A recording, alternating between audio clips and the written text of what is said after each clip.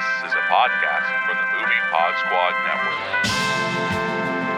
For more shows like this, visit MoviePodSquad.com. Welcome to Super Movie Brothers. Let's start the show.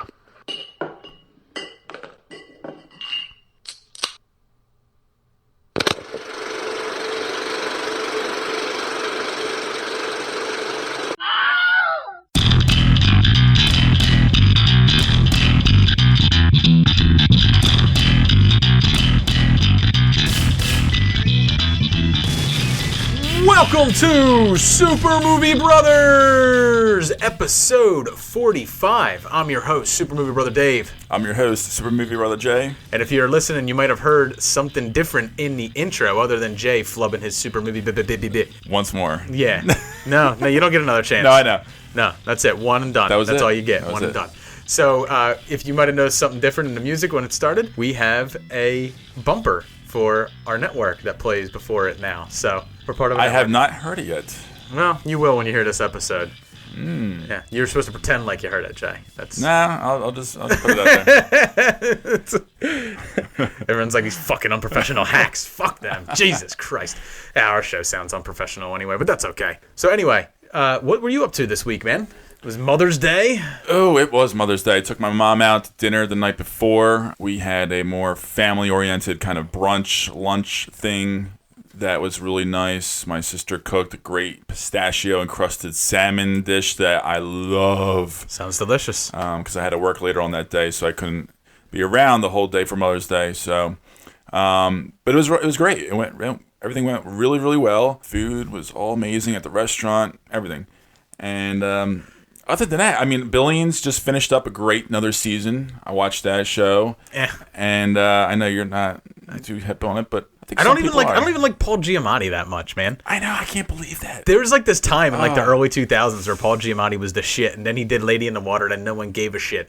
And then every time I see him, in my head, I just keep thinking, I am not drinking Merlot! I'm not fucking drinking Merlot! It's kind of interesting that that's the movie that really put him back like on the map in Hollywood as far as being like a leading man. It was a great film. It was awesome. I love that movie. It is a good movie. But it was such an understated movie. That movie was like the first time I had seen Thomas Hayden Church since Wings. Oh, I know. That's the first time anybody has seen him. I was like, oh man, it's the dude from Wings. And I was like, and he has done nothing since. Nothing really. Nah, I mean, he's in little stuff. He was in Spider-Man 3. He was in We Bought a Zoo. Right now. We Bought a Zoo, which I'm still on Paul and Wayne from the Countdown Pod. You're not helping matters right now. Yeah.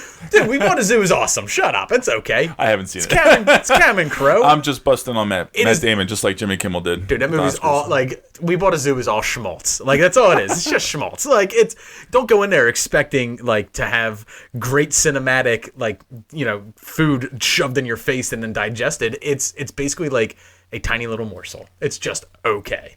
But you won't hate yourself for watching it. Okay. Well, you know what two movies you might hate yourself after watching? I don't know. Both on Netflix. I caught two indie movies. One called Hungry Hearts with Adam Driver. Hungry Hearts. Yep. So this one was very depressing. Long story short, I'm not going to get into it like I usually do. Please don't. I'm not even going to get into it, to be honest. It's one of those really moody, depressing drama movies that shows like postpartum obsession and depression with a mother and how that strains on their relationship, and it just gets really weird towards the end. It's fucked up. Does Adam Driver like fuck an overweight girl that is way too comfortable with being nude in it? But they have an awesome opening to the movie, and he takes a smash. She comes into the bathroom, and they get locked in the bathroom together, and she's like suffocating from the smell. Does he get upset? So it's kind of funny in the opening, and that's it. That's the best part of the movie is the opening scene. Does he get upset, throw a hissy fit, and then use his lightsaber to smash the computer consoles and whatnot? Oh my god, no. Then I'm not interested in it, Jay. I'm not interested. I don't blame you. And then the other movie is Long Nights, Short Mornings. This one pretty much starred could have been Robert Pattinson. Apparently, he was the second in line to be in the big Twilight star. No one cares. This is your biography, right? This is your biopic? Biopic, Yes, as you would say. pretty much. My Shiloh biopic. Fernandez plays this young guy in New York who just doesn't know how to I don't even be know in who the- relationships and bangs around. I don't even know who the fuck that is. Nobody does. It's Because not a real actor. You just made somebody up. This is a film that you just made up. You just made this up. This is your biopic, and you're shopping it on this podcast. In some ways, it does. It's shameless, sir. You need to stop. It's shameless. No one wants to buy it. The worst part about it is the guy can't fucking act. He's so dull, and and I guess the character's supposed to be that way—a dull, lonely dude that's just a douchebag and just does all these selfish things around New York. If you wanted to get someone who couldn't act, you could just get Jake Lloyd, who played young Anakin Skywalker. Or you can get in me. Phantom Menace. No. Can't act either. Come on. It's pretty But those two movies, just stay away from on Netflix, please. Just don't. That's what we like to do. We like to highlight the things we tell you to stay away from. Well, I isn't- watched two indie movies that I was kind of interested in to check out, and I was thoroughly disappointed with. So I had to throw it out there because usually I try to praise on the movies that I watch for the most part, and usually I try to avoid piles of shit out there in the movie world. Shit happens. This isn't Netflix and Swill. We're not going to scroll through our I know. Netflix library and be like, that sucked. Don't see that. But Dave, I'm really excited for tonight's episode. Why? We have a shitload of fun stuff to talk about. I'm not excited. Yes, you are. No, not even a little bit. No, you are. I'm excited for the minisode where we're going to talk about top 5 franchises. That too. I'm excited for. That too. That episode will actually be out before this airs. But the worst reboots and sequels, that's kind of exciting. No, Not really, but I mean, it's kind of it's just it's a complaint yeah, it's just the worst ridden segment. It's worst franchises, sequels, movies, just anything in Hollywood that really just fucking you hate, that you can't stand that it even exists. It bothers you that you cover this medium and that things like this garbage are allowed to exist. And for a lot of them, we got some listener feedback on this. For a lot of them, they make money, and that's the worst part because that gives them license to continue producing this garbage. Well, I was really specific with mine, and it took me a little while, but they're all mostly, like I said, sequels or a reboot. I didn't even make a good list. amount of space. I didn't even make a list. I have a hit list just in my mind at all times. Okay, well, we can run with them all. Things That's I fine. hate. What about you, Dave? So this week, let's see, on Friday night I watched the film Before I Fall. That's the one with Zoe Deutsch, and she's Groundhog Day-ing it, man. She's just living every day. I remember seeing that trailer a lot. She's just living every day. The same day, over and over again. Over and over. But it wasn't funny. You didn't get like that moment where it's like, Ned Ryerson, and then she punches someone in the face. Groundhog's Day was funny. It looked like a Lifetime movie. It really was. It was Right. like it was a story. It was a story about teenage girls and bullying and ending the bullying cycle. And the metaphor is that she's living a cycle the same day over and over again, and she ends the cycle of bullying. Yeah. Yeah. And it has like the worst ending. And the worst part is people liked this movie. People were like, no, this movie gets like... That's what I said to you. I asked if you liked it because I heard kind of positive things about it, or surprisingly positive things about it, put it that way. And you said it was trash. Yeah, I mean, like, it gets like 3.5 stars out of 5. Like, who gives it 3.5 stars or 6.5 out of 10? Whatever. Who gives it that much? This film sucked. Every actress in it was awful, with the exception of Zoe Deutsch, the main actress. And even then, she's like a 24-year-old girl and she's playing like a 17-year-old. I mean, Hollywood's done that forever, but it's just, the movie just sucked, and I can't believe I wasted 2 hours watching it, but I did. So other than that, I really didn't get to watch a whole lot of anything else. I did go out on Sunday, and I took my mom to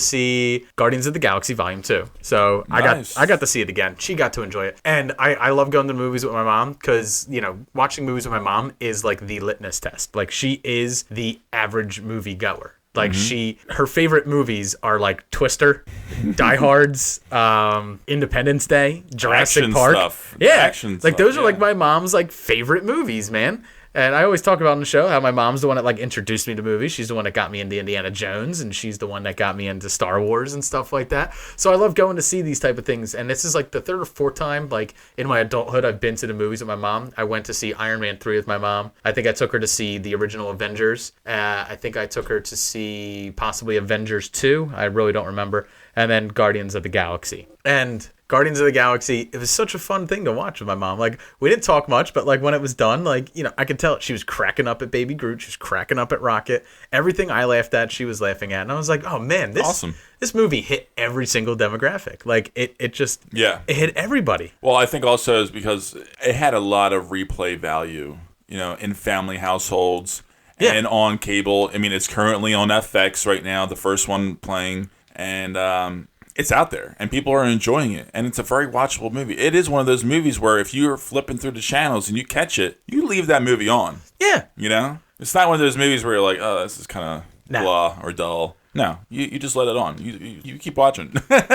It's a good movie. So I liked sitting there and going to the movies with my mom. Me and Lauren got to actually spend a night together. We haven't like really gotten to go out a whole lot lately. We've just been wrapped up in being busy with work and stuff like that. So I just asked her, do you want to go out on Saturday night? So we went out to the Chamonix Creek Brewery. We went to Broken Goblet Brewery. I got 2 growlers filled while we were there. We just hung out together, just me and her, like all night. And I love doing that. I love just sitting and talking with Lauren because we have a lot of fun together when it's just us. And it was one of my favorite nights in a long time. It's a necessity in marriage, man. You got to keep that alive throughout the rest of your years. Now we went to the Chamonix Creek and we didn't last very long there. Only about 2 beers. Was it busy there? So it was because I'm curious because I haven't been there on a weekend in a long time. The Union game was on. And they're one of those places that signed up to get the Union games. If you don't know, the Philadelphia Union is our professional soccer team in this area. So they play the yeah. So then the problem was like anytime anything would happen, like I thought there was goals going on because people were like shouting and screaming, and I turned and soccer fans are hype and no goal. Like it was still nothing. And I was like, fuck this. And like it was to the point like we're having like a conversation and people would just be like, oh, and then like I hear people in the background going, oh, like chanting. I'm like, I gotta go. This is just too much for me. This is too much. Wow. Now, if I was at the Flyers game, like I would be into it. But because I'm not a big soccer fan, I could just not care fucking less. I like watching it live, but I can't get into it watching it on TV. I could not. So it's hard. We went right down the road and we went to Broken Goblet and we got to hang out with Righteous and he was tending bar with a couple other people. There was some live music going on and I had a whole lot more fun there than I did in the Chamonix Creek. Now I love the Chamonix Creek's beers. It's a fun place to go hang out. They got free arcade games, free games to play and stuff like that. That's their all atmosphere is sometimes hit or miss. Yeah. And just being there, I was just like, this is just way too much for me. Way too much screaming. So we got out of there. I'm just not into like that type of crowd. That and I got really mad because I ordered the Croydon Cream Ale to go in our growlers for me and Lauren to split. We get home and we cracked it open on Sunday night. They gave us the Churchville Lager. They did not give us the cream ale. Oh. And it's like, a growler is not something like you can take back and be like, you filled this with the wrong thing. No. So that's it. We just had to drink the Churchville Lager. And their taps, I don't think you can even see what they're pouring sometimes. So it depends on the tap. So the dude like even came up to me and he's just like, you cream ale, you said, right? And I was like, yeah. And he goes and he fills it up and he brings it back and he hands it to me. And like, so like, how do you fuck that up? He took it. Went to go pour it, realized he didn't remember what I said, came back, leaned in real close and said, he's like, you said cream ale, right? And I was like, yes, the cream ale. Okay. And he went and started filling it. And then he came back, gave it to me, and I opened it 24 hours later, and it's the wrong fucking beer. How is that possible? I don't know. Yeah, I was just like, they were really busy, but there was like 4 guys behind the bar, so it's not like every one person was like overwhelmed, but whatever. The Churchville Lager is not bad. I'm just not a huge like lager fan, and because it's a lager, you really rely on it staying carbonated. Well, today me and Lauren finished it off. It didn't stay carbonated. It's not good. It rarely does. It tastes like skunk pissy beer like now. So I was really disappointed with that. But I did get a growler filled at Broken Goblet. I got the Infrared and Gyroscope IPA. And I'm really, really digging it. I hope they bottle that in some way because we're doing the Movie Pod Squad network. We're doing a beer exchange. So I am exchanging beers with Wes from Via VHS.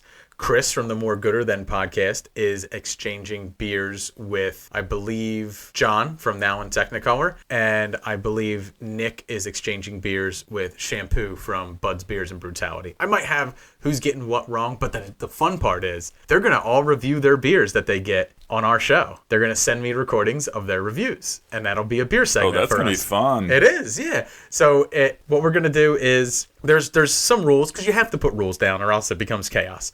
So the rules are you have to get 2 beers from local breweries. They don't both have to be from the same brewery, but it has to be 2 beers of 2 different styles from a local brewery or 2 local breweries, and you mail that off. That's the minimum.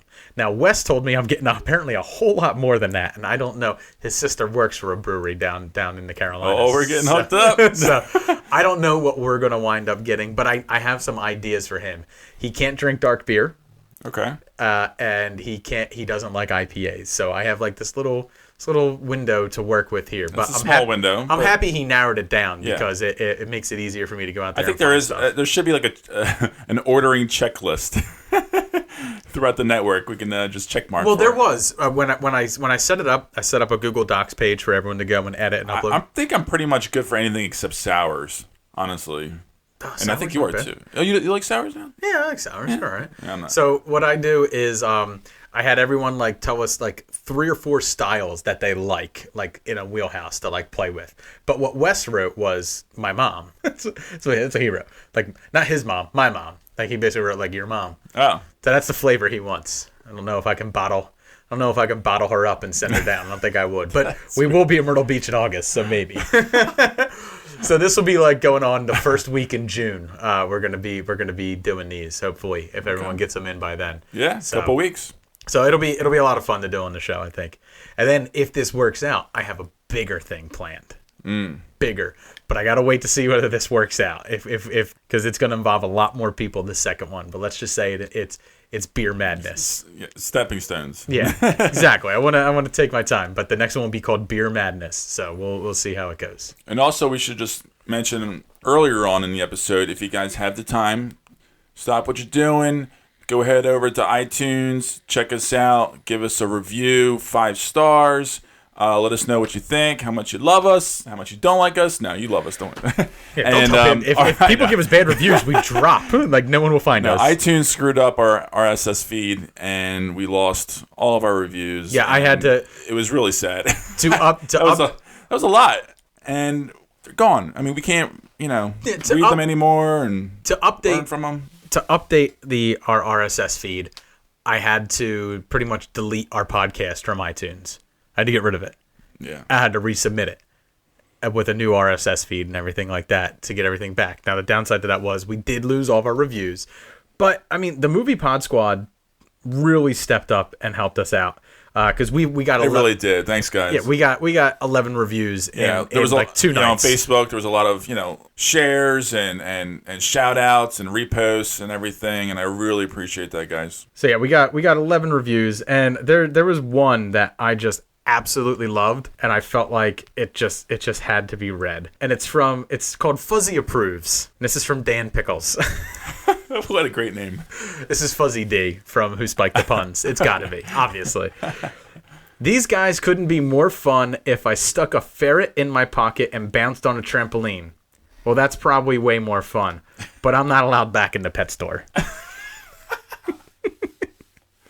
Another one that we got was from... Oh, my God. It's called This Podcast Changed My Life, from Thomas Coe, C-O-E. Prior to listening to Super Movie Brothers, I used to have muscle-bound assholes kick sand in my face shortly before they made off with my lady friend. But since subscribing to Super Movie Bros, I've packed on 30 pounds of muscle, and now I'm the one kicking the sand. Results are not typical. I am not a doctor, but I played one on television. So we got some awesome Definitely reviews. Getting creative. Wow. Yeah, so I love it. A couple other people drop love for our AVP episode. Movie Geekcast dropped us some love. Epic Film Guys dropped us some love. So we got some of our network bros dropping us love in there. So I'm very happy that the Movie Pod Squad stepped up and they helped us out in a big way. Yeah, and thanks so much, guys. Because we really needed it. Yeah. When you lose your show like that, and you pretty much we were off iTunes only for 24 hours. But it used to be I would search our podcast if I was typing it in, and I would get to like the P in super, and we would be in that list of podcasts. But when we had no reviews, we weren't even. I had to type in the full name plus the period at the end to get it to come up. And I was like, no one's ever gonna find us. No one's listening to this. We're just shouting into the ether now. No one's listening to us. But luckily, we will be found now. So 11 is great. What do you think about all of the subscribers, though? Did we lose all of our subscribers? No, because I'm a subscriber. I'm a subscriber to my own podcast, and I still get them. So. Oh, that's true. So do I. Okay. So. Yeah. So yeah, I still get our updated episodes when we put them out. So when our last episode, Blade Runner 2049 from Gosling to Goose, released, I got that on there, and that was right after I updated the RSS. So Jay, some cool shit going on. Mm-hmm. Now, interesting things in the movie world right now. So let's talk about the first thing that I thought was pretty cool. It's been a long time since me and you kind of like sat down and like chatted about movie news. We kind of like dropped that from the show a little bit. There hasn't been too many interesting things out there right now. Not really. No, I mean, unless we want to give everyone every update that's come out about Alien Covenant or what's going on with the Alien franchise. Not necessary. It's not. But some of this stuff I thought was pretty cool. So Anya Taylor-Joy and Maisie Williams have both been cast in an X-Men movie. It was funny that they mentioned it because it was really the first almost acknowledgement that this movie was going to exist. And this came out of nowhere too. Yeah. So we knew that they were going to be doing a bunch of X-Men spinoffs. So these two were cast in X-Men: The New Mutants, which is slated for a 2018 release. Now, that's an exciting pair. I've heard a lot of people like saying like, "Oh, is this is the next X-Men movie?" No, this is the next X-Men spin-off movie. So you got a bunch of X-Men spin-offs. You have obviously Deadpool, which is still going on. We know that Logan's done and over with. There's no more Wolverine. But we also have X-Force, which has Deadpool and Cable in it supposedly, which will come out, and that is its own entity that is just a spin-off. And then we have this X-Men: The New Mutants, which is yet another spin-off. It's coming out the same year as the next film in the proper franchise, which is X-Men: The Dark Phoenix. Right. Which is where Sophie Turner is in still as Jean Grey. So there's a lot going on with X-Men, and it's funny because the only reason I really bring this up is because me and you had a conversation where like, is it time for the X-Men to end? Can we reboot it and can we say goodbye to it?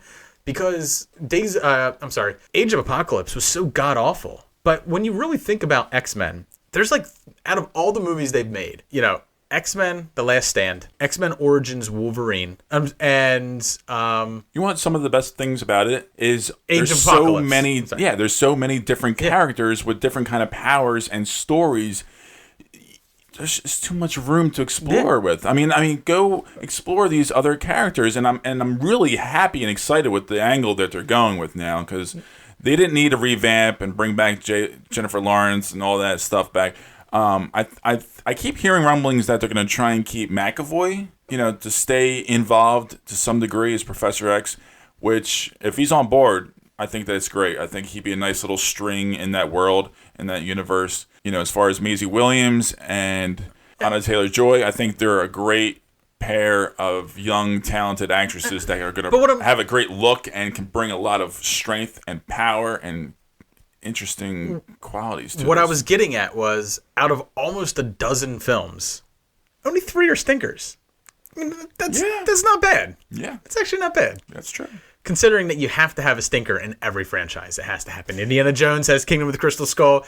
Pirates of the Caribbean has On Stranger Tides, and to some extent, depending who you are, the third one. Every franchise has to have a down spot, and if it continues after that, it can go up. I'm not saying that this movie's going to be good. It's hard enough to make any movie, let alone a good movie. It's interesting. Bad ones come. It's interesting casting. I dig the casting.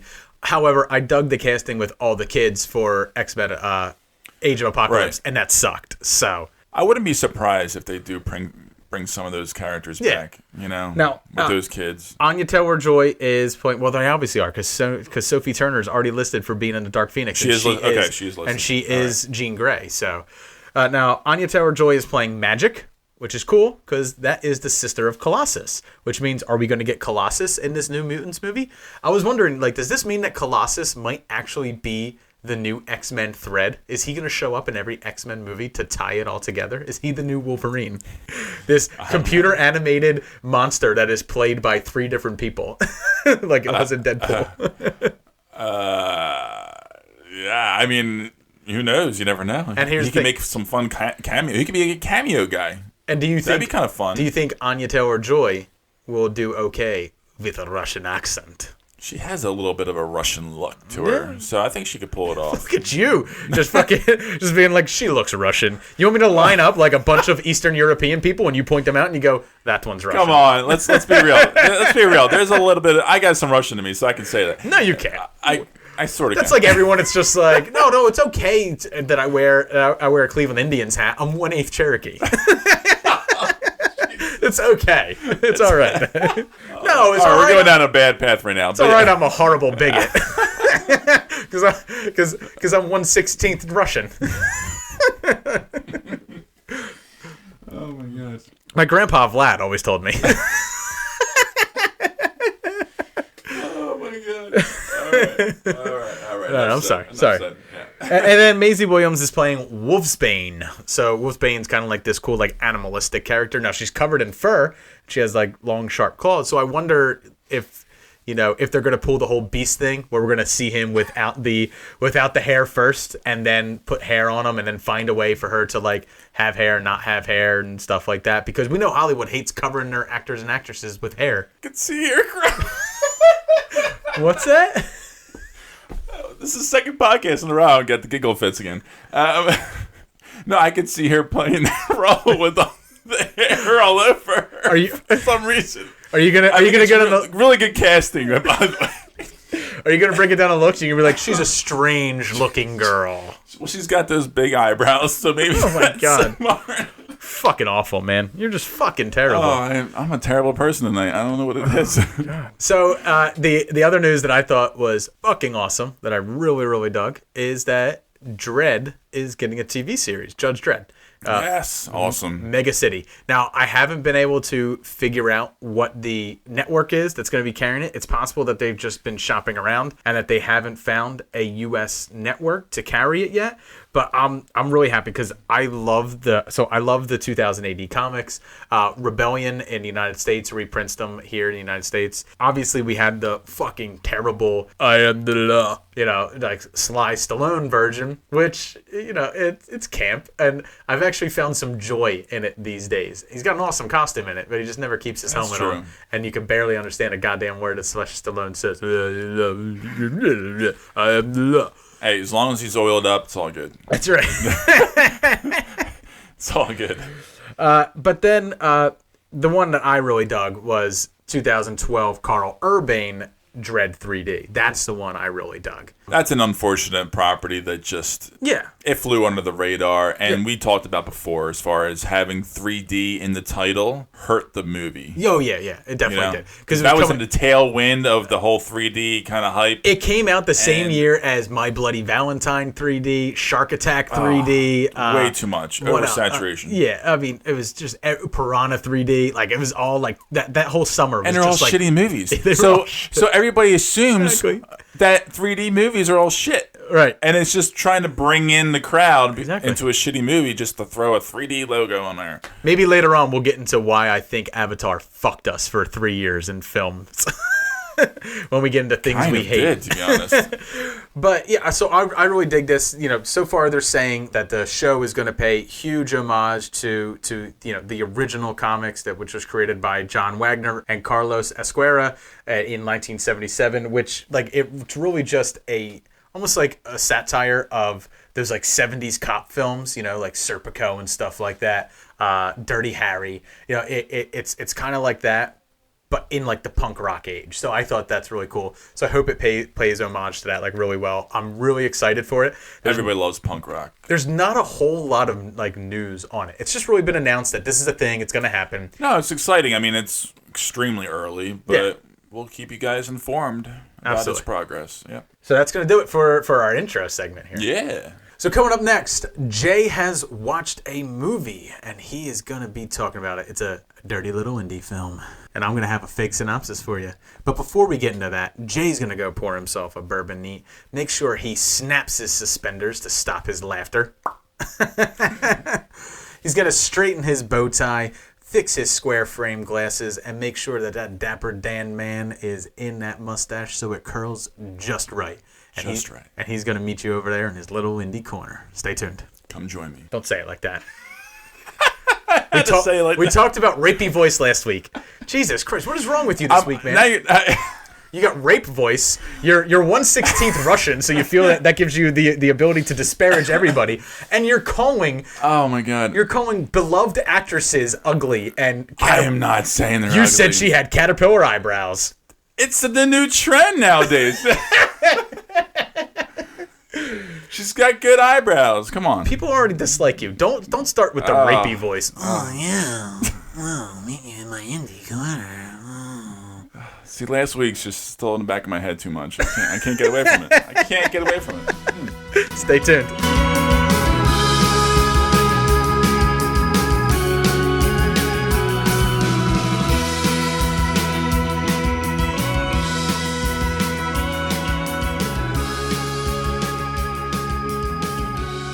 Welcome back. Now, I've made sure that Jay has dropped his rapey voice when he talks to you right now.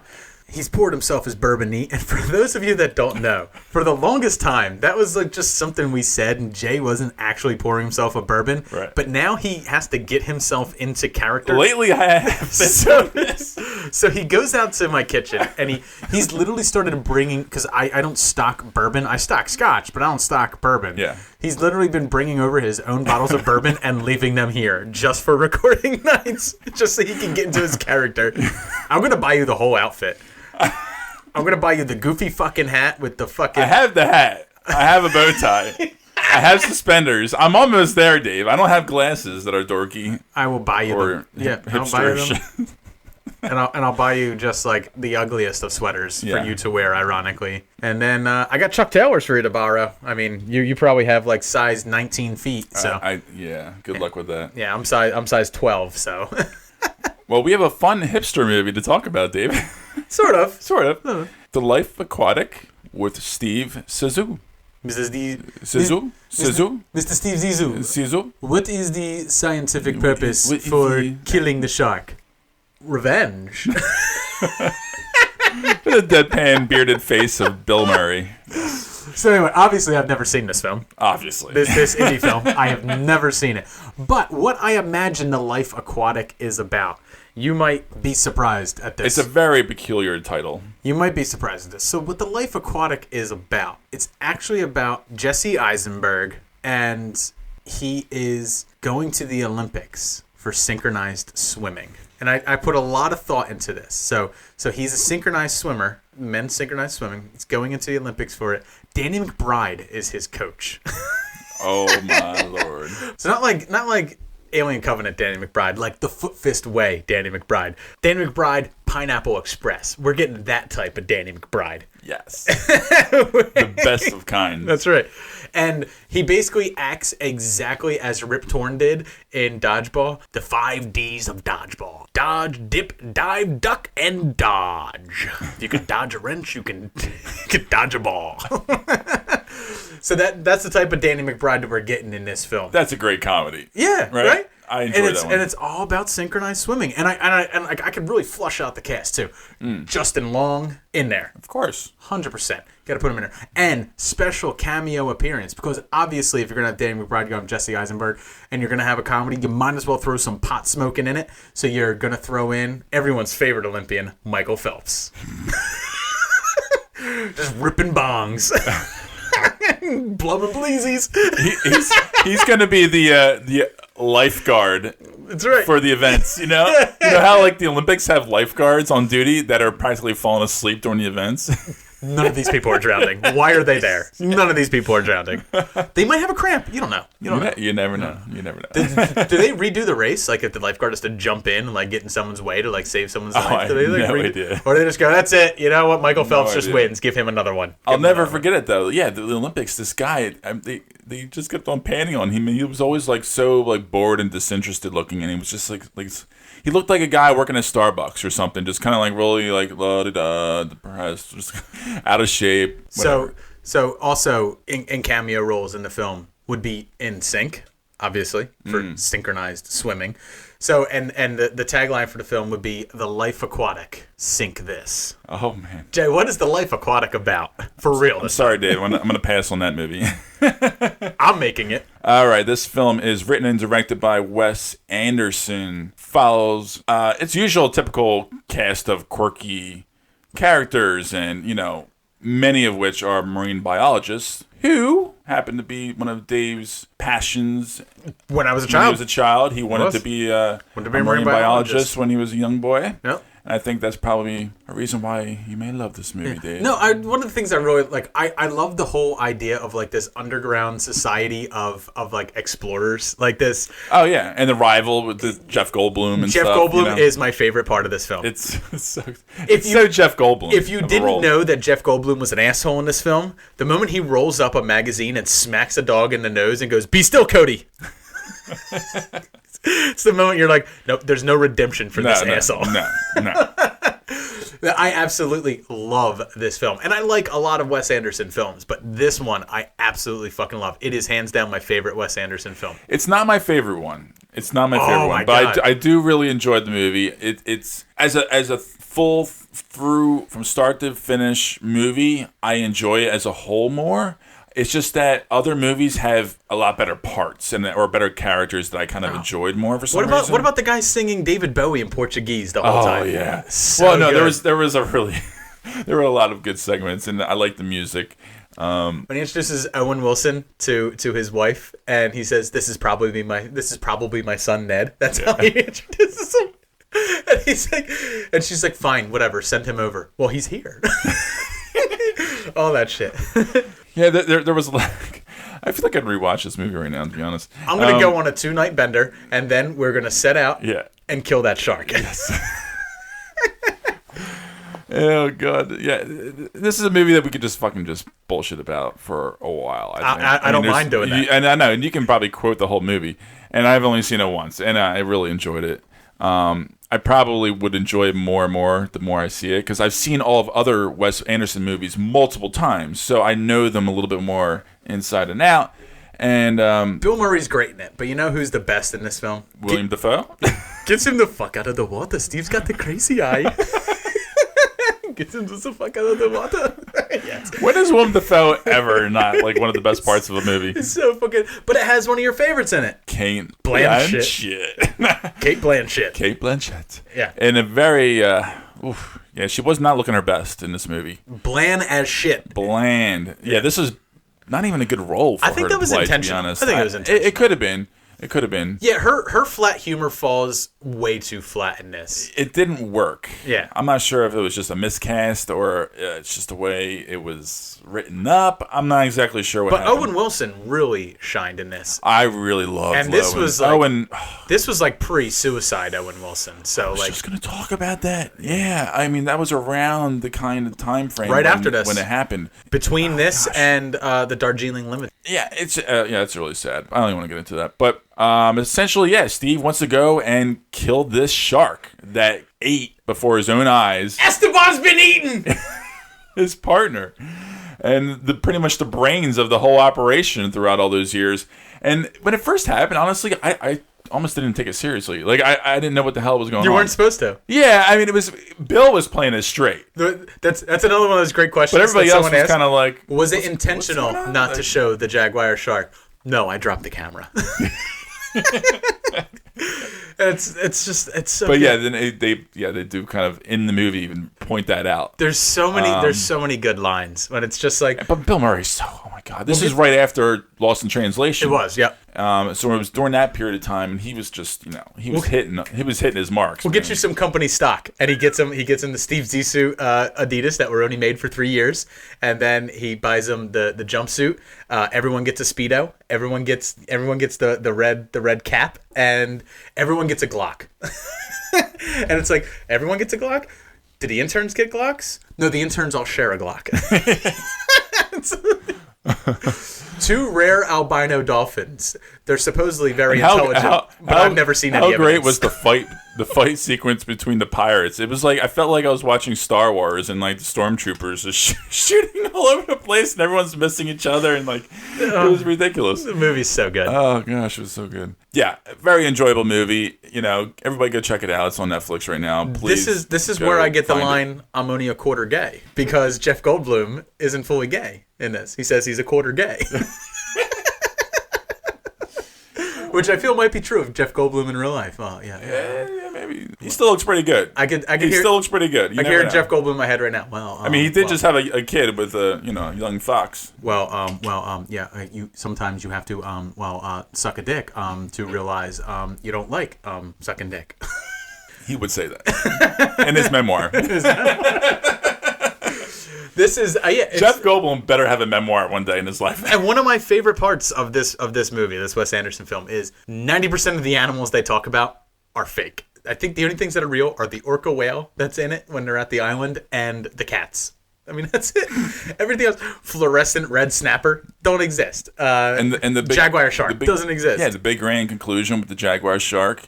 I thought that was a nice, cool little moment for a movie that was really. That was funny in its delivery of all those like off-kiltered lines and stuff like that. It can almost make you cry at the very end. Yeah, no, I mean, that's what I was pleasantly surprised by. It didn't elevate to an insane, weird level. No, they did. Like Moonrise Kingdom, for example. I didn't like that whole dramatic thriller ending with the house and the rain and all that bullshit. But I did not care for that. That took a lot off. It did have its craziness when they invade the island and they take over the pirates and stuff like that, and they escape and they forget the dog. Wait, we gotta wait for Cody. Fuck it, he's gone.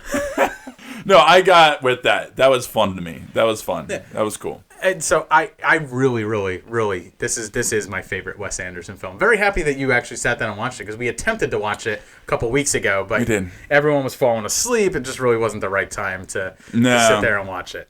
No, this is a nice, evening movie, not a very, very late night movie, because this is great. You got to stay sharp. This and Royal Tenenbaums are like hands down, like Wes Anderson's. Royal Tenenbaums is my favorite, probably. Yeah, and I really do like the Grand Budapest Hotel. Yeah, I dug that. I dug that a lot. I think that's slightly underappreciated. I think some people just. It was nominated. No, I know, but I mean, as far as I don't think it gets the notoriety as the other ones do. His normal cast, like his starring cast, was all regulated to side characters in that. None of them were main characters. I mean, he really started like a new cast with that, and I still dug it. But they all fit. It fits so well. I thought that was really well done too. I really like the Darjeeling Limited. I like the dynamic that's in the Darjeeling Limited. I don't remember that movie that well. Oh man, I'll let you borrow it. I saw it and. Again, like I said, it was a late night, and I don't remember much Adrian of it. Brody, Owen Wilson, and Jason Schwartzman are 3 brothers, and they're on this train in India called and they're the Darjeeling Limited, and they're going to find their mother, who has been locked away in a monastery in India, and they're it's going all to on find the her. train, right? And most of it's on the train. Of it. Okay. And it gets into this dynamic of brothers that like you really. Something that you can relate with. Exactly. You have a brother. I do not. If you have, it's just siblings. Like if you have siblings, like it does this thing where like they're going through what each sibling is going through right now in their life, and they're just talking about it through exposition. But they do flashbacks, and all the flashbacks revolve around the day of their father's funeral, their father's death, and it's really, and I don't say powerful like in that emotional sense, but it just works so well in their dynamic and in their relationship to show that flashback. It's good stuff. And then they get to the monastery and everything just goes downhill from there. Like everything on the train was fantastic. You take them off the train, you take them away from that claustrophobic they're environment. forced to bond again within each other, and then no, on the train they hated each other. It was when they got off the train that they bonded, and that's when the movie stopped being fun. That's when the movie stopped being fun. I gotta rewatch this. Yeah, it was good. It was good enough for a watch. I'm not saying like, hey, it's fantastic. Sure, yeah. But yeah, Moonrise Kingdom is his weakest of them. But I'll always love Life Aquatic with Steve Zissou. It's Kenny, who's our friend. That is me and him like growing up. That was like the movie me and him loved to watch and quote and just have fun watching. I mean, for me, it's Bill Murray's one of Bill Murray's like best roles. I mean, I love Bill Murray in Lost in Translation, Ghostbusters, Broken Flowers, and The Life Aquatic. Yeah, no, I agree. All great roles. To me, Lost in Translation is probably my favorite because I love that movie so dearly, and it's right up my alley. You know, that's my kind of movie, so that holds a special place in my heart. And another thing about Steve Zissou, I felt like that might be the closest to the real Bill Murray that he's ever played. He's very ego. Very ego. Yeah. Big pot smoker.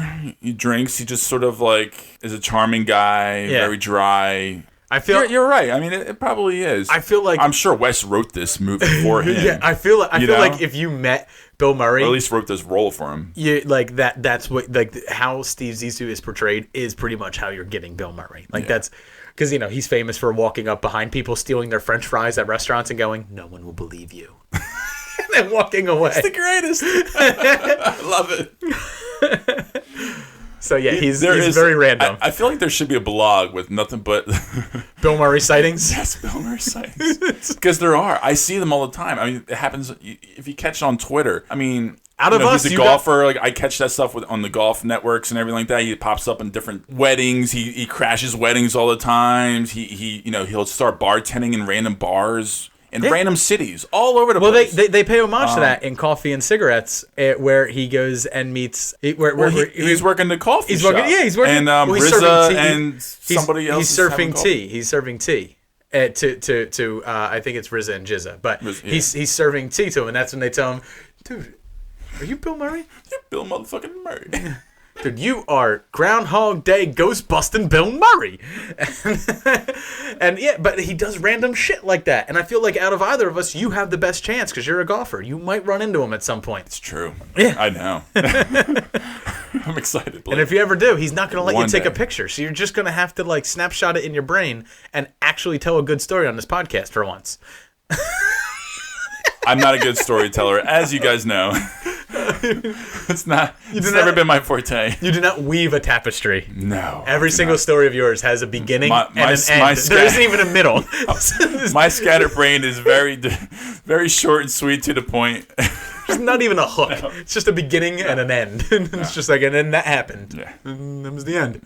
You need to start ending every single story with, and then I fucked them. It immediately makes all of it interesting. Maybe that's why I don't read, Dave. Or it just shows why I don't read. Or why you can't read. Or why I can't read. It's because I can't tell a story. Because I can't read a story. So coming up next, me and Jay got 2 beers for review for you. Stay tuned.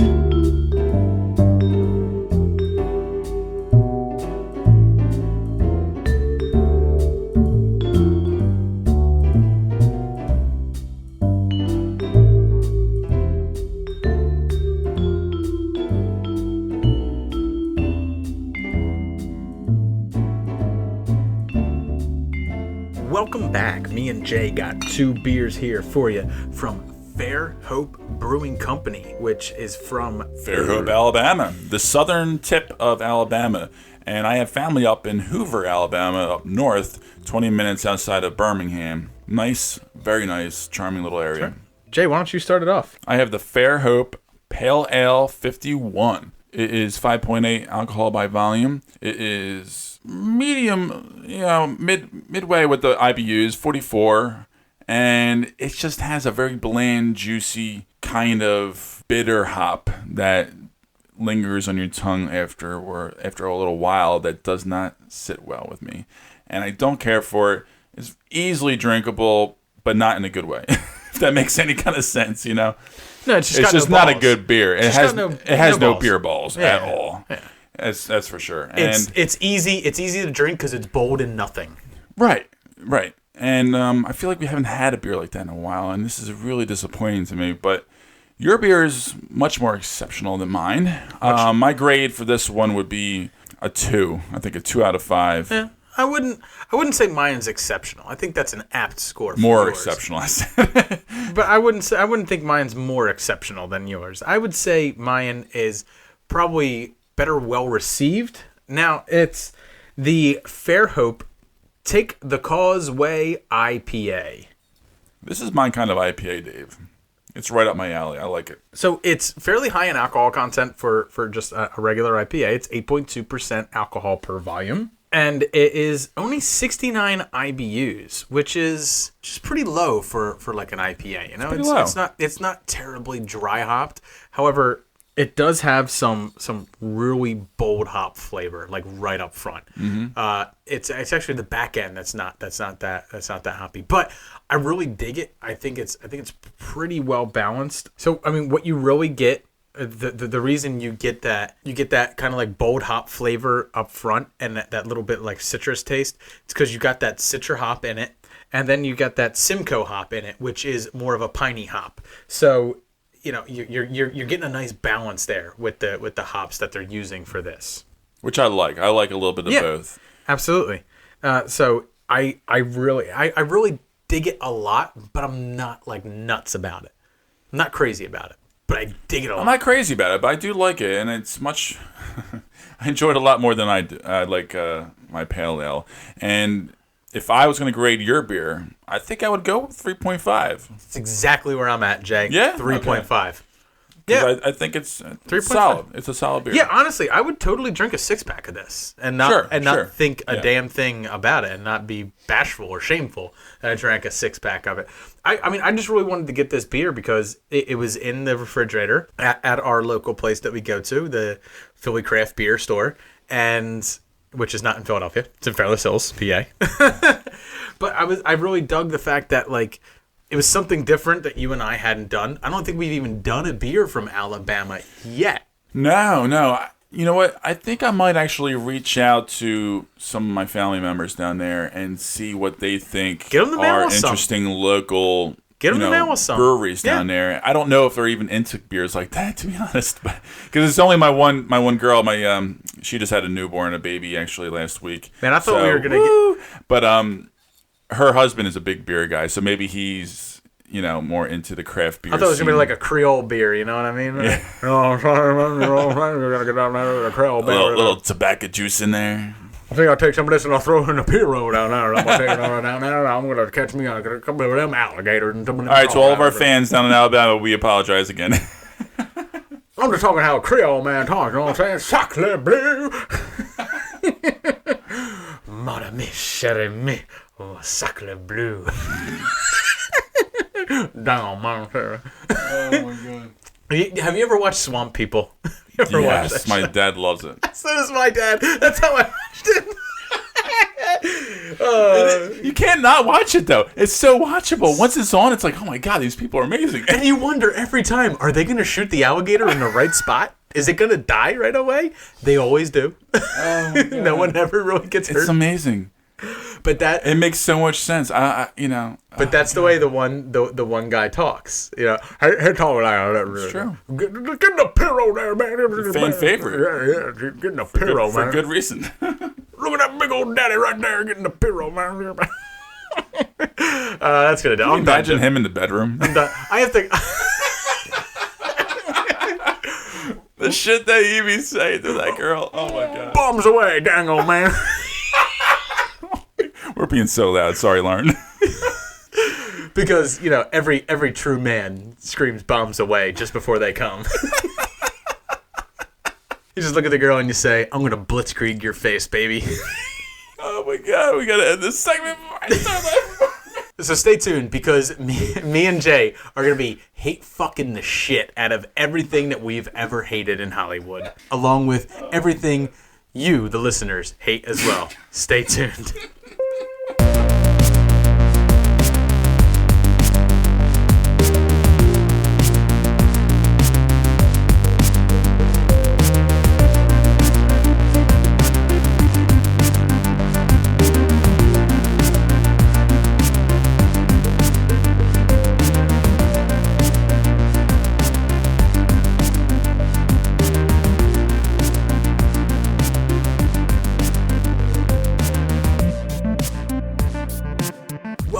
Me and Jay are just settling in for our final segment now that Jay's grabbed composure of himself and he stopped his little giggle fits like a little bitch that he is. I'm becoming something else. I'll tell you what. I just needed to get out of my system, I think, after the last year of recording this podcast. Just restraining myself. So what me and Jay wanted to talk about was we've spent a lot of time on, especially the past couple of weeks, we've been doing trailer parks and stuff like that. And I don't know if you noticed, but I've been getting like increasingly like more angry with like the things that we're getting. And it's like, I don't hate like Blade Runner 2049. And I know like I caught a little bit of flack for saying that I wasn't excited for it. I'm just saying that they haven't gotten anything to make me excited yet. I'm not saying I'm not excited You're for it. critiquing specifically Exactly. story and character, and I get where you're coming from with that. I'm critiquing what I know. Right. It doesn't mean that like what I'm really doing is I'm tapering my excitement because we've been burned by long dormant sequels so many times. That's why I said I didn't want to watch another trailer from that property. Exactly. And I haven't as far as which Alien, for example. I stopped a while ago with watching Alien promotional footage along with Wonder Woman. So, you know, I'm looking forward to those properties, and they're coming out soon. But we do this show, and we're part of the zeitgeist, and we talk about this shit. So it makes sense. But we both do get fatigued on it. I'm fatigued on Wonder Woman, promotional shit. It's just, and I'm definitely fatigued on Alien Covenant shit. I just want to see it. I've avoided reviews for this entire week because it's already out in UK, it's already out in Australia, it's already out in everywhere else in the world except for here in Canada. But there are things that go on in Hollywood. There are things that happen that really piss me off, and some movies happens all the time. Some movies get made, and it just baffles me. Who the fuck greenlit this? Who hired these people? And who said that this was a script that we go with? And who hired that director? Like it. Some of this shit baffles me when That's an interesting thing to talk about. What I want to do is I open this up to everyone on Twitter. I just asked them to the franchise, the movie, the movie you hate the most in Hollywood. Whatever you got, throw it at us. So I'm going to start off by reading off some of our listener responses. Now, Nick from the Epic Film Guys, another Movie Pod Squad network bro, he said pretty much all of the MCU outside of the Cap films and most of Phase 1. He hates the MCU, and he's been... I thought he didn't watch them. No, he's been extremely vocal about his hate of the MCU. No, he just hasn't really seen Doctor Strange. He's seen the rest of them. He's reviewed them on his show. He hates them. If you've listened to his Guardians of the Galaxy review, he fucks the shit out of that. So, More Gooder Than, Chris from the More Gooder Than podcast, who joined us for our top 5 franchises, says the Hobbit trilogy, the whole thing. Oh. And I fucking good call. I agree with him. I forgot about that. What a pile of dog shit that was, dude. Each movie was 3 hours of boring bullshit. What'd you think of the frames? Out of a book that was like 190 pages. You know how they're supposed to do that whole... That didn't bother me. That didn't bother you? Okay. It didn't bother me. I didn't give it a shot. I was not invested in that series to begin with. Not even The Lord of the Rings. But here's the thing. Shooting it that way didn't increase the value of the film either. Right. I think they would have been better off if they had just stuck to what they were originally going to go with, and they went with Guillermo del Toro instead of Peter Jackson again. I think they would have been better off. We've seen Peter Jackson's vision of Middle Earth. We've seen Peter Jackson's vision of the Lord of the Rings trilogy, and we didn't need to see it for another trilogy. The only other movie that he has done over the last, decade has been Lovely Bones. Remember that movie? Yeah. That depressing little movie? That's not that bad, but it's not that great either. That Ryan Gosling was supposed to be in, who apparently got too fat and saw this character a certain way, and Peter Jackson saw a different way and fired him. And Mark Wahlberg was cast in his place. And he's better for it. But yeah, sure. He did the King Kong film in 2010.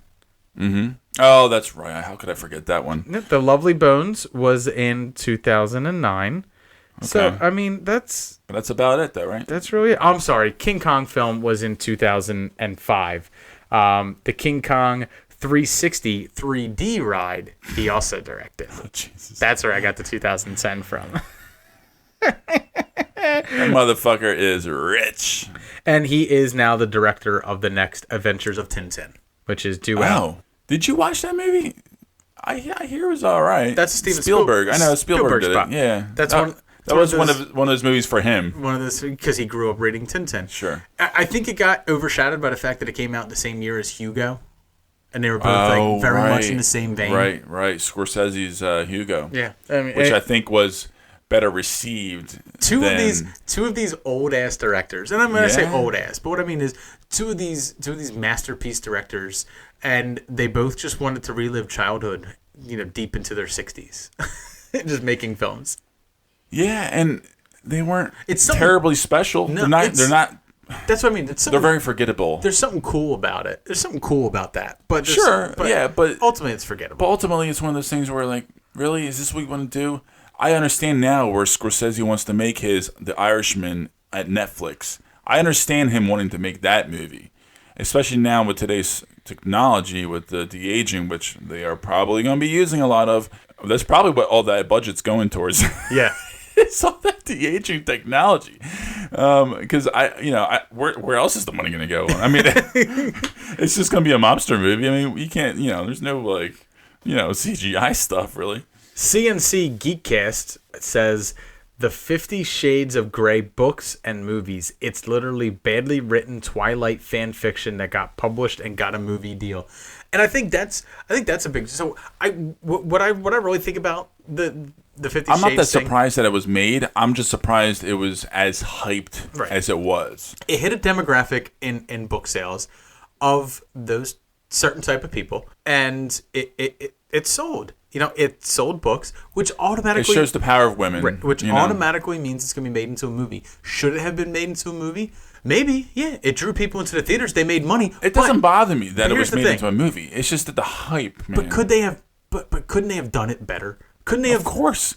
Like, didn't anybody... We've talked about this, or at least I know I've talked about this movie before, and I hated on it because it's not even sexy. But didn't anybody in that boardroom go, like, look, we're obviously making this movie because it sold a ton of books.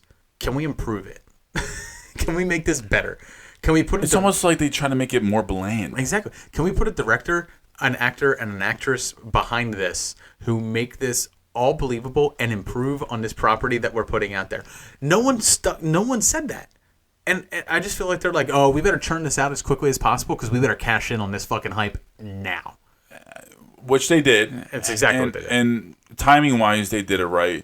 But my God, yeah, they fucked up. Who Spiked the Puns, another Movie Pod Squad bro, says shitty franchises: Transformers, Predator after the original, Terminator after T2, TMNT, Narnia series. So many missed opportunities.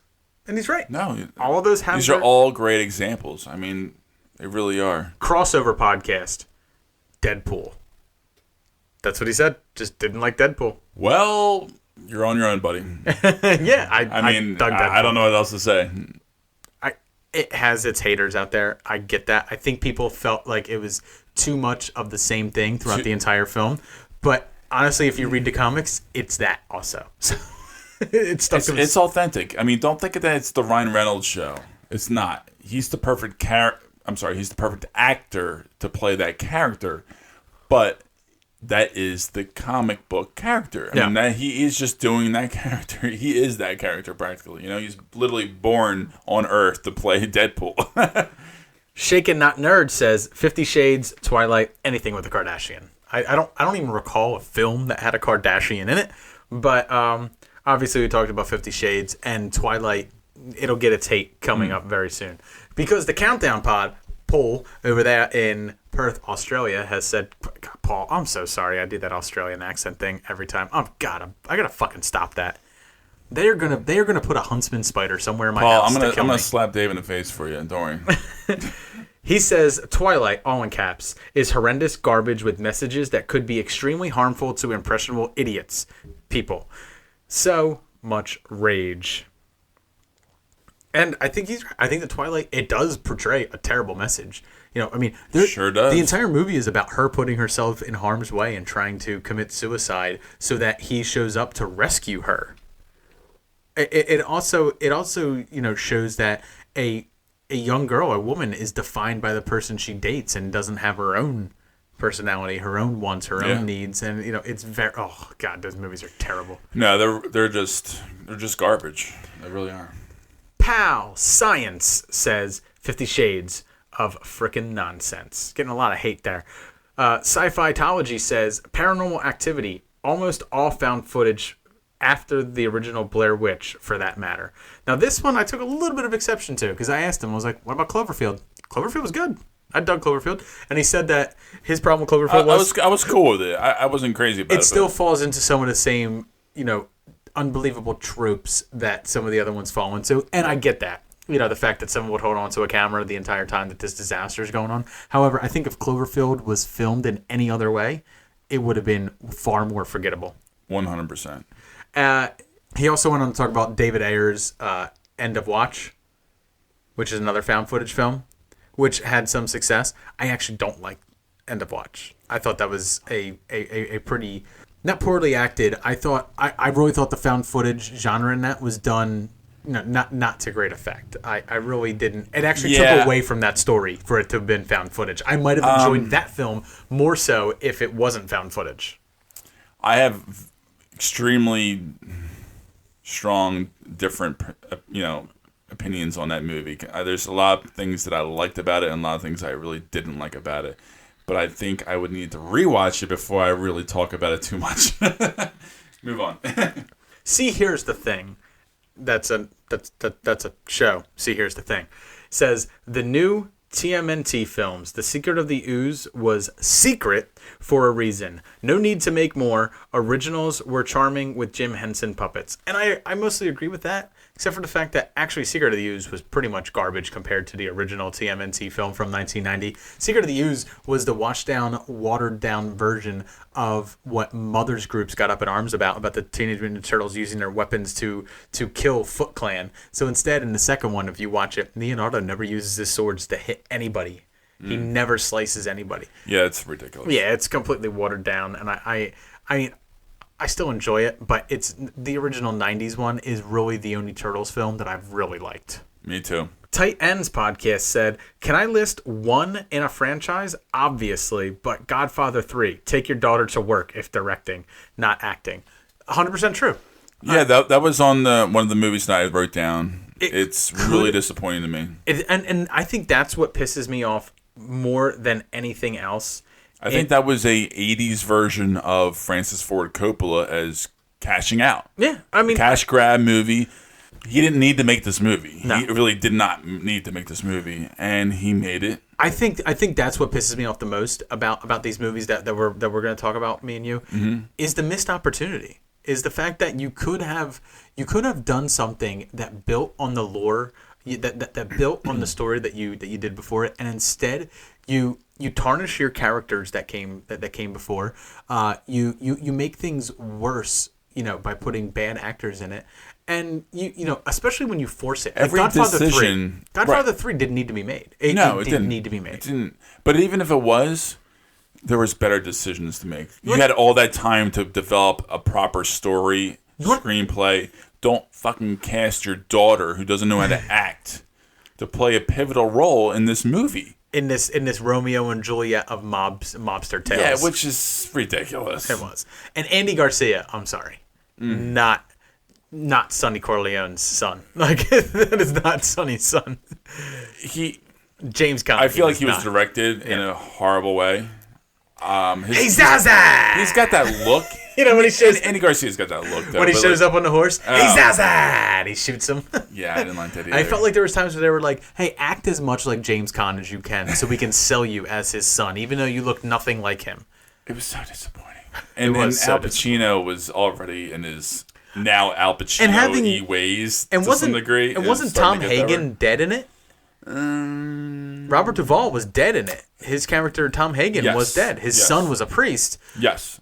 Did he read the script and go, probably it's garbage? No. Duvall, I think Duvall is like that. No, I won't do it. He is that kind of guy. But Al Pacino's just like, she's got a great ass. I'm in. Yes. Ooh. Oh my god. So I think missed opportunity is what pisses me off most. Indiana Jones and the Kingdom of the Crystal Skull. On my list, yeah. Biggest missed opportunity. The biggest tragedy for me.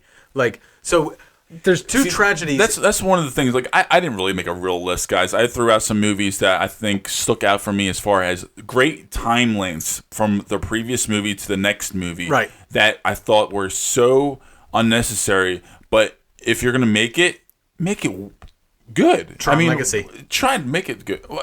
Tron Legacy. Can I just rattle them off right now? But well, real quick. There's two movies that disappointed me more than anything else in my young adult life of movie film going. Spider-Man 3. Yeah. And Indiana Jones and the Kingdom of the Crystal Skull. Two movies that broke my heart more than anything else ever broke my heart in the film in film. For big franchise movies as of late, absolutely. Also a ridiculous remake was Ben-Hur.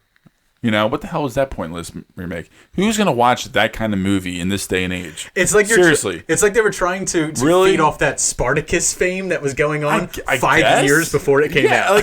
What the fuck? Like, what were they thinking? They put so much money into that. I know. And that's getting into the whole King Arthur thing that I wanted to talk about. My God, isn't it really sad when something's late to the table? When it's like we're trying to relive this really popular thing that was popular 5 years ago, but this script was written a long time ago, and now it's just been sitting around. We had a vacant void for a Friday in midsummer, so we're just gonna chuck this shit. It really makes me wonder how certain people in Hollywood have the power that they have to make certain movies happen, and to fund the movies with the amount of money they fund them with. King Arthur was a $200 million movie. How do you make that movie $200 million? You know what's great? With not that great. Charlie Hunnam, who nobody knows. Who no one Not cares really anybody knows. My or wife even knows cares him. about. My wife would watch. A very select few people know. My wife would watch him shirtless for 2 hours, just straight. And he is shirtless in the movie. And I hear the movie's not even that bad, but it's not good. But it's not worthy of the $15 million opening weekend. Hey, and my God, we're getting another Snatched made more money than this movie. We're getting more Arthurian tales coming up soon in Transformers: The Last Knight. That is actually a King Arthur story as well. Yeah, but I honestly think that King Arthur, this Charlie Hunnam film, would do better not being King Arthur, just being a story. Doesn't have to live off any character that's came before it. But I mean, so what are your feelings on Guy Ritchie's Sherlock Holmes films? I'm okay with it. I think the it. first one was fun, nothing great, fun, and I think the second one was complete missed opportunities. That obviously was not as strong as the first one. The first one again was just okay. It was okay. I wasn't crazy about it. Why are they putting so much money into these little movies that do not warrant budgets like that? It's ridiculous to me. You're actually hurting your movie. It loses its quality that way. And you're taking so much more risk putting that money on the line in those kind of properties. Still love Jude Law, though. I love Jude Law. And oh my God, the young Pope. Not watching that shit. Extremely experimental, weird show on HBO. If you like weird stuff like that, give it a watch. I kind of dug it. What else you got on your bitch list? RoboCop. That remake was fucking terrible. Big missed opportunity. Well, I think it's kind of like Dredd. I feel like it's like a Dredd thing. Oh no! I'm sorry. No. Yeah, but Dredd Dredd was good. Yeah, Dredd was good. We liked Dredd, but I think they could have made a movie like Dredd. Dredd was the opposite. Dredd was something that was good that people didn't follow. Right. Where on this, like RoboCop was something that was bad that people were really interested in, people really followed. Right. And they put the money into it, and they tried. Hollywood tried to. Michael Keaton had just won an Oscar when that film came out. So you thought him being in it might help. And that's actually the film that makes me a little bit worried about Spider-Man Homecoming, because I was like, I've seen him as a villain before. Wasn't great. I actually I keep hearing things that people think that Spider-Man's going to be within the top 3 domestic hauls in the box office this year, or at least this summer, It might. I'm not saying it's going to be bad for that. I'm just saying that mostly because of obviously Iron Man. Yeah. But this one's for me, though. I threw out there Basic Instinct 2. I never saw it. I've seen Basic Instinct. The worst thing ever. I have a secret love for Basic Instinct. I think I dig it. I really dig it. That's a long dormant sequel. it's one of those movies that should never have been made. And when it was done, it was just so crap cheese. Oh, is that it for your list? Yeah, I mean, the guys, on our network really named a bunch of movies that I completely concur with. All just missed opportunities and were just garbage. So here's the things I hate the most in Hollywood. And some of them have some big fan following, so I might catch some flack for it. But we'll get started. Avatar. Fucking hate Avatar. Feel like Avatar ruined movie-going experiences for at least 3 years with all that 3D bullshit. But that's not really what we're talking about right now. And it doesn't matter. That still echoes to this day. There are still real 3D bullshit going on that people are going... All of it going on now is post-converted. No one is filming it. It's all James Cameron. It's not even Avatar. It's James Cameron. But not only that... Single-handedly trying to ruin Hollywood and movies. Here's a movie I saw in the theater, and I didn't remember the story after I left the theater because I was so in awe of the spectacle that I was seeing. I saw it in IMAX, 3D. I did too, and I loved it. On opening weekend. And I'm not going to say I loved it. I knew that I was looking at something that was going to change the industry, and I knew I was looking at something that was extremely beautiful. Right. Once I saw it at home, that movie I couldn't stand that film. I didn't even finish it, Dave. Yeah, that movie. I didn't even finish it. What an absolutely awful story. And it's not like James Cameron has been a poor storyteller up to this point. Right. But even that, it's not as... It doesn't grab you. It's like almost like he completely 100% made this movie specifically for the IMAX 3D experience. He did. And didn't put in consideration on repeat viewings for the rest of their lives. Like on TV, on Blu-ray, or whatever. And then he was probably behind the whole 3D TV push. That, of course, went belly up and flopped. He packaged it, he patented it, and he slapped it on a plastic lunchbox, and now he's selling it. He's going to sell it. Yes, that's exactly right. He didn't stop to ask whether he could. He should have stopped and asked whether he should.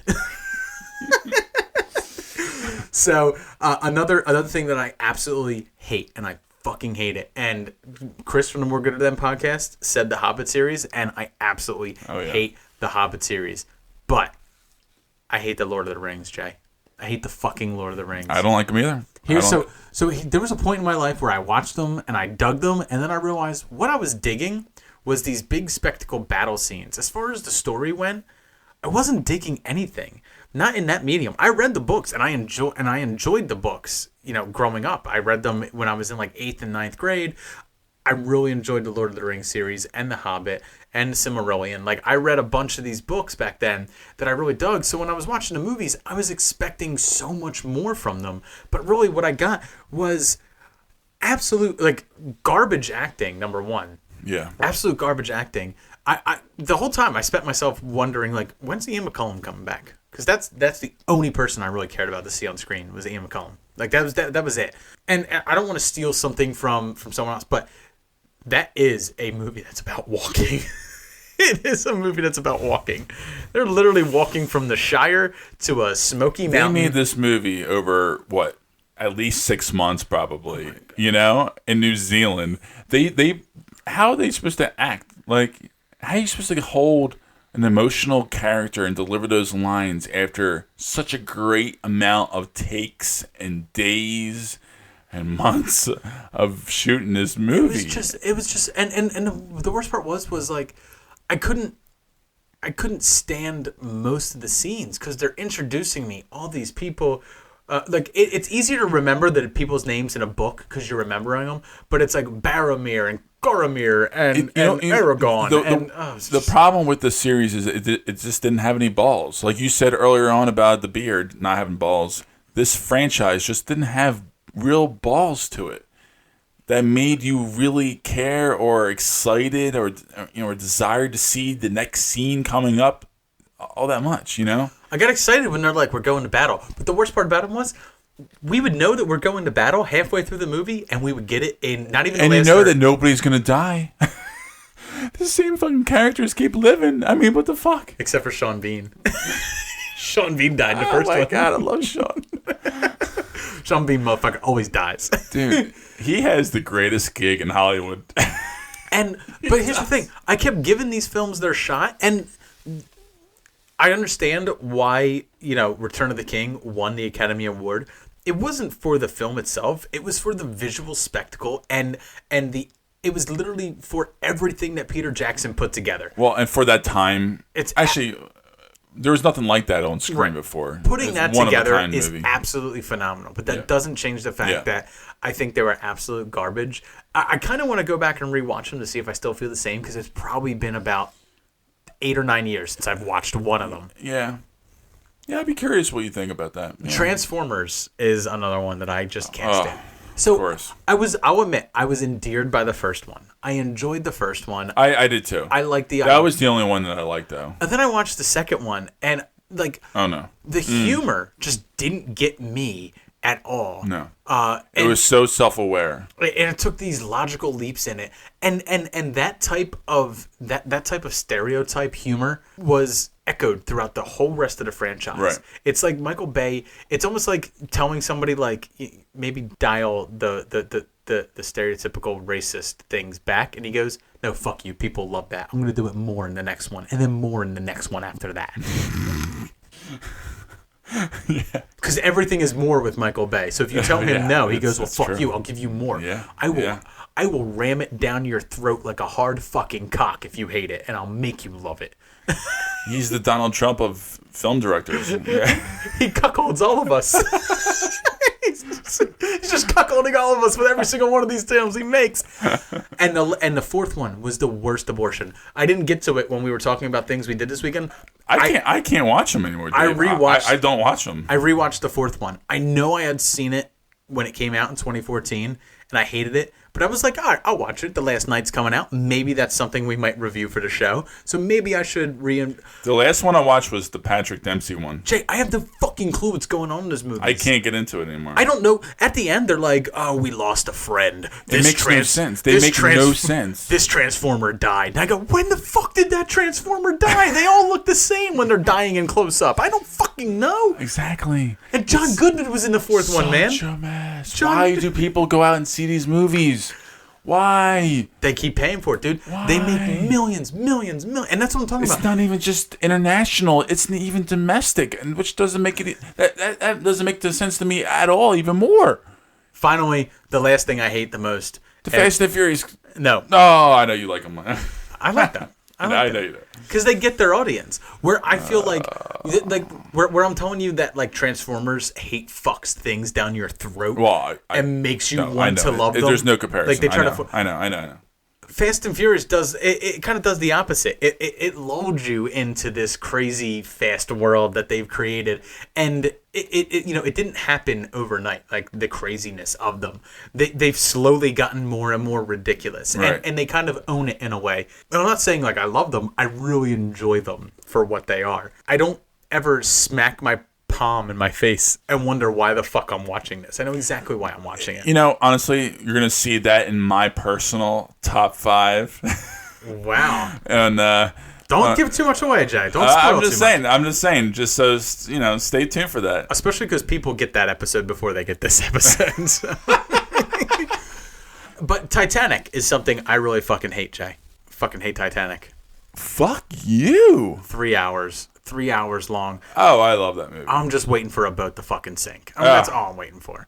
No, don't get me wrong. I when shit hits the fan, I really love the classism that's portrayed in it. I love that.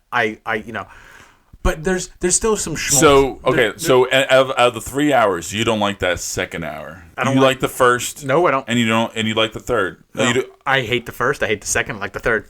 I don't. But I mean, okay. Titanic is just not. Maybe it's not for me. Maybe I'm not a star-crossed lover, or maybe I would have been more interested if they had picked someone that was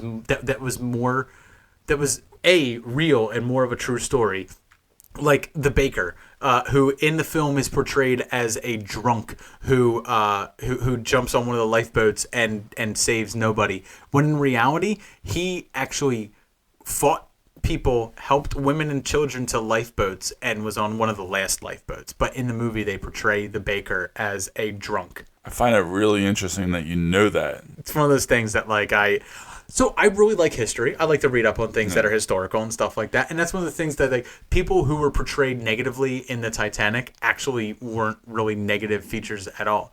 The captain, was not a negative. There was literally nothing he could have done to avoid that iceberg other than have spotted sooner. Well, I think they showed that in the movie, right? They kind of make it seem like everyone's Sort of. like, oh, full speed ahead. And the fact that the ship was going too fast is why they couldn't avoid it. But there's nothing to say that that's what happened. That's just something they added into the movie. No one knows why the Titanic hit the iceberg. It's not like it's today where we recovered a black box from 3,000 feet under the fucking And plus, in that day and age, they didn't have the technology like they have nowadays. I know, but I do not like that film. I don't like it. I really do. I really do. I did from day one. I still do. I dig it. I mean, it's long as shit. I know. I get it. There's a lot of things that could be cut out, but I just enjoyed the movie. I like all the characters. I think I like the whole play on class. I like the whole. I said the things that I would. I said the things that I would pick would be things that some people might love and might cherish and might hate me for. I say those things because that's just the way I feel about them. But I do like your list probably a little bit better than my hate list because yours is more like the missed opportunities list, like where like this could have been great, and nothing pisses me off more than, and it's one of my favorite lines, a waste of talent. Nothing's more tragic than like a waste of talent, and wasting a good and wasting what could be good on the trash that you wind up getting hurts your heart. I think that's why people hated Suicide Squad so much, is because that's something that could have been good. It was advertised as something that everybody really wanted, and it was absolute garbage. And it had such an awesome cast. And it came from a director that people trusted. And they promoted it like they were all behind this property. That's right. And we got so excited, especially after the ho-hum Batman v Superman response. We were like, this is it. Exactly. Here we go. We got ourselves our lifesaver, and it's why worse. the existence of the Kingdom of the Crystal Skull hurts my heart so much that film exists, because all you had to do was you just had to wash, rinse, and repeat what you gave us before. Make it slightly. It's not the actor's fault, right? Make it. You really can't. No. You can't knock the actors. Harrison Ford. They all tried. You could tell they all tried. He delivered Indiana Jones again. Yeah, the best that he could. I just felt like they played up the old angle too much. I think the nice thing about Indiana Jones would be the fact that he doesn't know he's even getting old. He doesn't care that he's getting old. That's how you do that. God, you remember that line? Part-time. You're a teacher? Part-time. And it's like, oh, fuck. Why? Why are you putting these words in his mouth? Can he just punch a Nazi or a Russian or punch somebody? It just, honestly, I'm a little worried with Harrison Ford. If I'm going to, we talked about this a little bit last week. I know, and I'm worried. I don't even know. Because I feel like he has so much power that he is probably having a lot of say over his characters. I'm not saying he's trying to. I'm not saying he's trying to kill off all of his characters or anything like that. We said that last week. We did say that. Well, maybe. But I'm just saying he is limited. He's slow. He's slow moving. He's slow to talk. I think he's limited in what he can do in the movie world now. I mean, you can see a little bit with the Star Wars. Right. You saw a little glimpse with his running in the Blade Runner trailer. I've crashed so many planes I can barely keep them straight. We'll see. I know. That motherfucker needs to stop flying planes. So, the reason I wanted to do this segment, Jay, is because I felt like people were getting some hate from me about some stuff lately. And the reason I'm basically doing this to explain myself. I've been burned in the past. We all have. And this is one of the great things to do is just talk and vent. This is like therapy. Therapy for us movie buffs to just vent. All I ever want anybody to do is look at what's being given to us. This segment could be a lot longer, by the way. I mean, we're keeping this tight. We're cutting it now. Yeah, we're cutting. But what I really want people to do is just to look at everything you're getting, critically. Just look at it mildly critically. Like, take a step back from the hype from it and just look at it critically and wonder, like, is this really what I wanted from it? Like, when you watch a film, it goes, is this as good as it could have been? And I'm not saying that you need to write a review. I'm not saying that you need to, that you need to hate on something because it wasn't exactly what you wanted. But there are times where things are hailed as great, or things come back, after long dormancy, and our expectations are getting up, and then they wind up sucking. And if we had just looked at things with maybe a little bit more critical eye, they might not have happened. We've seen from Hollywood time and time again, especially now, our feedback gets heard. It gets heard. Sometimes it gets heard in the wrong way, and they wind up giving us the opposite of what we want. But I just wanted to kind of explain myself why I'm not so excited for Alien Covenant. Maybe why I'm not so excited for Blade Runner 2049. Maybe why I'm worried about some of the stuff that's coming out. Just wanted to explain myself a little bit. This is a little bit of a history of stuff that really fucking pissed me off in Hollywood. Stuff that I really hate. Stuff that I don't like. And also helps you get to know us and our taste in movies and the shit that we really hate. Yeah, fuck it. I don't like Lord of the Rings. If you like Lord of the Rings, tell me why you fucking love Lord of the Rings. Yeah, I mean, you heard it. I mean, honestly, we tapped. This is a small amount of movies that we tapped into. There's so many other ones. You guys mentioned a lot of great films out there that we didn't talk about. No, everyone else did it for us. That's why I did. Yeah, exactly. They did it for and us. That helped. And it's true. I mean, y'all made great points. Y'all. Now you're talking like a because I drank some beer from Alabama. That's what happened. That's right. Started drinking beer from Alabama. They can get with y'all and eating the crawdads and all that shit, man. So anyway, that's going to do it for Super Movie Brothers this week. I've been your host, Super Movie Brother Dave. I'm your host, Super Movie Brother Jay. That's right. We are part of the Movie Pod Squad network, so please check us out on Twitter, at Movie Pod Squad on Twitter. Check out the website, moviepodsquad.com, and be sure to please leave us an iTunes review. We really need those reviews to get us seen, to get us heard. We really just want to get our voices out there as much as possible. If you enjoy the show, just take the 2 minutes, leave us the 5-star review. Please do. You want to interact with us for some of the polls that we run or for some of the questions that we throw up there before episodes, follow us at Super Movie Pod on Twitter. And then you can also find us on Facebook, Super Movie Brothers Podcast on there. Thanks a lot for listening. Have a great night. Cheers. Cheers.